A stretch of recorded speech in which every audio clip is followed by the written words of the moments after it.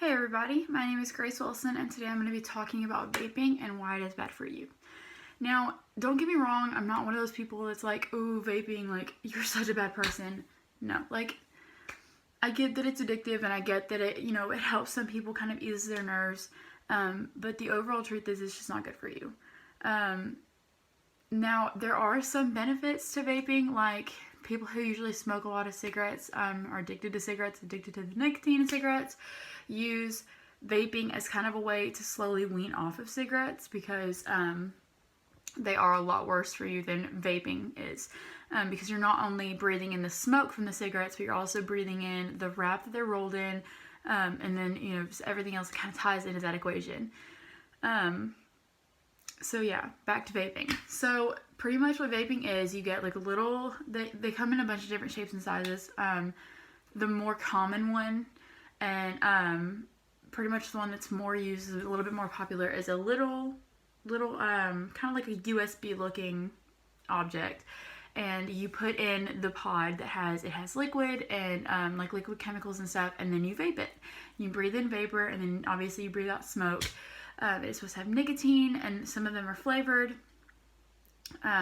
Obviously very addictive, and yeah, and they're usually pretty tasty. Like they put like fruit flavorings in them. You can put mint flavoring in them. You can put pretty much anything you can think of. Not only are vapes not good for you, vaping itself isn't good for you, but it's also not good for your bank account. Like if you've ever known anyone or seen any prices on these things, they are not cheap. The vape pod itself, the little ones, can run from about $20 to $65, and that's pretty crazy. And then obviously there are the bigger mods. There are the bigger mods that run from about $20 to almost $100 plus, depending on how big you get it, depending on what size you get. And then there's also the liquid pods themselves you have to put into the mods to get the vapor. So like I already explained, you breathe in vapor, you breathe out smoke. That vapor has chemicals. It's pretty much little water particles that you're breathing into your lungs. I don't think that's news to anyone that it's not good. You're literally putting water in your lungs that can cause popcorn lung, that can cause bronchiolitis, that's not good for your throat, they can cause chronic mouth ulcers. And obviously if you vape for like a week, it's not going to kill you. But they are addictive. That's their whole purpose. They're addictive. So if you use them for long enough, you're going to get addicted, and in the long run, you're going to damage yourself. They can lead to heart and lung diseases. Like I already said, they're mouth ulcers. They're just not worth the damage.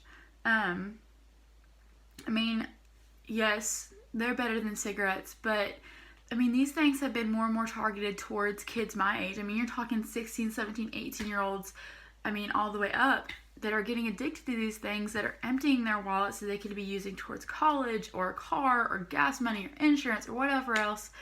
And it's just not good. And honestly, it's not good for our environment either. You're literally breathing out straight chemicals.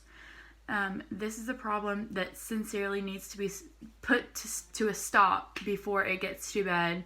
And all these kids grow up and they're addicted to these vapes, and it's going to be harder for someone to take a stand and say this, enough is enough. We're worried about our environment. We need to be working on cleaning the planet, not making it worse and damaging our very useful bodies that we can be putting our energy and our time and our money into more beneficial things. So, like I said, this needs to be put to stop before it gets any worse. So thank you for your time.